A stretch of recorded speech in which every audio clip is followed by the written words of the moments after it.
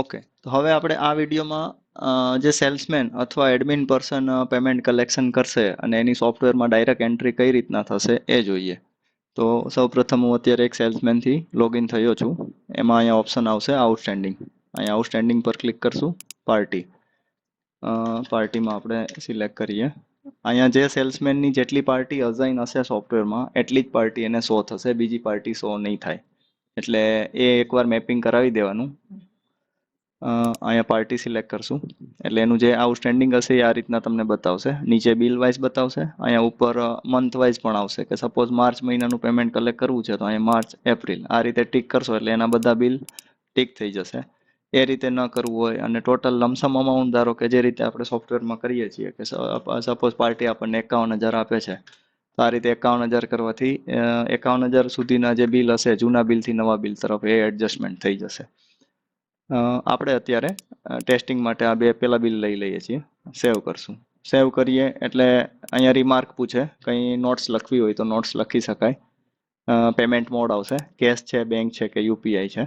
Check number હોય તો check number, check date અને બેંકનું નામ. આ બધી ડિટેલ્સ જો ચેક હોય તો ફિલઅપ કરવી, બાકી કંઈ જરૂર નથી કેશમાં. એટલે અહીંયા હું કેશ સિલેક્ટ કરી અને સેવ કરી દઉં છું. એટલે લાસ્ટમાં ઓપ્શન આવશે કે શેર આઉટસ્ટેન્ડિંગ. હું અહીંયા યસ કરીશ તો ડાયરેક્ટ આની રિસિપ્ટ જો પાર્ટી માસ્ટરમાં એસએમએસ મોબાઈલ નંબર જે આવે છે એ તમને બતાવી દઉં. અહીંયા પાર્ટી માસ્ટર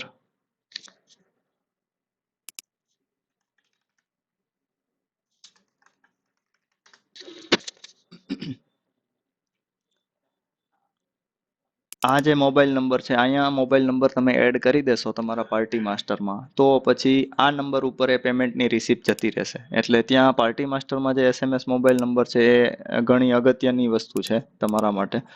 એટલે અત્યારે હું નો કરી દઉં છું. આ એક પેમેન્ટ મેં લઈ લીધું. હવે ફોર એક્ઝામ્પલ બીજી પાર્ટીનું અહીંથી પેમેન્ટ ફરીથી અહીંયા આઉટસ્ટેન્ડિંગમાં અહીંયા ફરીથી બીજી પાર્ટી સિલેક્ટ કરીશ. એના પેમેન્ટ કલેક્ટ કરી લઈએ. સેવ. અહીંયા કેશ આવશે. કેશ, બેંક, યુપીઆઈ જે આપતા હોય એ પ્રમાણે સિલેક્ટ કરવું તમારે. અહીંયા સેવ. અહીંયા હું નો આપી દઉં છું. આ રીતે આપણે એક સેલ્સમેન, આ એક્ઝામ્પલમાં આપણે એવું જોશું કે તમારા બે સેલ્સમેન છે, એ બંને સેલ્સમેન પેમેન્ટ કલેક્શનનું કામ કરે છે.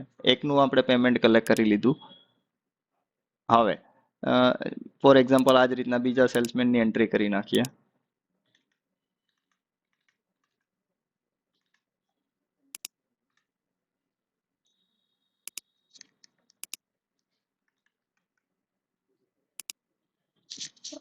એમાં પણ અહીંયા જે બિલ્સ હશે એ બિલ સિલેક્ટ કરી લઈએ આપણે. અહીંયા સિલેક્ટ ઓલ થઈ જશે, અહીંયા ક્લિક કરશો એટલે તો એ બધા બિલનું પેમેન્ટ રિસીવ થઈ જશે. કેશ. આ બિલને આપણે એકને બેંકથી લઈએ. બેંકમાં અહીંયા ચેક નંબર આપી દઈએ 1 2 3 4 5 6. બેંકનું નામ,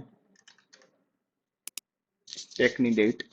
ફોર એક્ઝામ્પલ 31 તારીખનો ચેક છે એટલે અહીંયા 31 આપી દીધી. સેવ. નો. ઓકે, હવે એ જ પ્રમાણે એનું પાછું બીજી એક પાર્ટીનું આઉટસ્ટેન્ડિંગ લઈએ. આ પાર્ટી છે.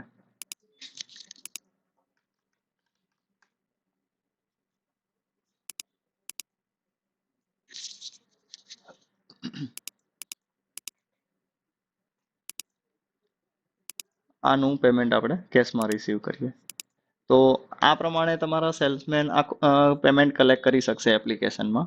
હા, હવે પછીની મેઇન ઇમ્પોર્ટન્ટ વસ્તુ એ આવશે કે અત્યાર સુધી કેવું થતું કે એ પેમેન્ટ કલેક્ટ કરતા અને આપણે સોફ્ટવેરમાં મેન્યુઅલી એન્ટ્રી કરતા પાછી ફરીથી. એ હવે કરવાની જરૂર નહીં હોય જો તમે આ એપ્લિકેશન યુઝ કરશો તો. હવે એ સોફ્ટવેરમાં કઈ રીતના ઇન્ટિગ્રેટ થશે એ જોઈએ. તો એના માટે આપણે અહીંયા જ જશું ટ્રાન્ઝેક્શનમાં રિસિપ્ટ પેમેન્ટ. એમાં એ નીચે એક ઓપ્શન આવી જશે જે આ સર્વિસ યુઝ કરશે તેના માટે કે ફ્રોમ નિયો એપ. આના ક્લિક કરશો એટલે આખા દિવસની તમારી જેટલી પેમેન્ટ કલેક્ટ થયું હશે ને એ બધી જ એન્ટ્રી અહીંયા શો કરશે રિસીવરના નામ સાથે, કે જેને પેમેન્ટ કલેક્ટ કરેલું છે એનું નામ, પેમેન્ટનો મોડ આવી જશે. જો અહીંયા આપણે એક પેમેન્ટ બેંકમાં લીધું હતું એટલે અહીંયા બેંક આવી ગયું, ચેક નંબર, બેંકનું નામ, બધી જ ડિટેલ્સ અહીંયા શો થશે. પછી એક ઓપ્શન અહીંયા છે પોસ્ટ ડેટેડ ચેક. જેમ કે આ એન્ટ્રી 31/12 નો ચેક છે એટલે એ જો આપણે અહીંયા ટીક કરીએ અને સાથે સાથે અહીંયા બેંક પણ સિલેક્ટ કરેલી હોય કે આ બેંકમાં આપણે આનું રિસિપ્ટ લેવાની છે તો આ 31 તારીખની એન્ટ્રી 31 તારીખના એક નવું વાઉચર બનશે અને એમાં સ્ટોર થશે. એટલે જો તમારે એવું કરવું હોય તો એવું કરી શકો. અધરવાઇઝ તમારે જો બેંકની એન્ટ્રી તમારે મેન્યુઅલી જ કરવી હોય તો અહીંયા પેમેન્ટ મોડ ફિલ્ટર કરી દો કે ભાઈ ઓનલી કેશની એન્ટ્રી. અહીંયા કેશ સિલેક્ટ કર્યા, અહીંયા સિલેક્ટ ઓલ કર્યું. પ્લસ બીજી વસ્તુ એ છે કે અહીંયા પ્લસ ઉપર ક્લિક કરવાથી એની અંદર કયા બિલનું કેટલું પેમેન્ટ આવેલું છે એ તમે અહીંથી જોઈ શકશો. અહીંયા સિલેક્ટ ઓલ કરી લો એટલે અહીંયા તમારા બે રિસીવર છે. એકનું નામ આ છે 14 નિતેશ અને એકનું 106 છે. હવે જોઈએ કઈ રીતના એન્ટ્રી થાય છે અને અહીંયા આપણે સેવ આપી દઈએ. ઓકે, આ એન્ટ્રી પ્રોસેસ કમ્પ્લીટ થઈ ગઈ.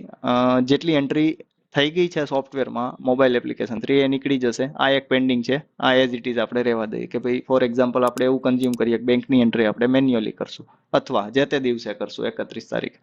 એટલે આ એન્ટ્રી આપણે અહીંયા બંધ કરી દઈએ. હવે રિસીવ પેમેન્ટમાં આવશું. એમાં અહીંયા લિસ્ટ રિપોર્ટ જોઈએ.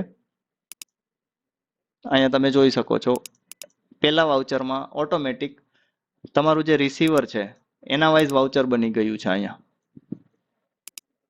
આજે 14 નિતેશ વાળું છે એનું એક વાઉચર બનશે, પછી બીજા સેલ્સમેનનું બીજું વાઉચર બનશે. એટલે વાઉચર વાઇઝ તમને ટોટલ પણ મળશે. એટલે જે તમારા જેટલા સેલ્સમેન હશે એના વાઇઝ ઓટોમેટિક વાઉચર બની જશે અને પેમેન્ટ કલેક્ટ પણ થઈ જશે સોફ્ટવેરમાં. તો આ રીતે રિસીવ પેમેન્ટ વાળું મોડ્યુલ વર્કિંગ કરશે. Thank you.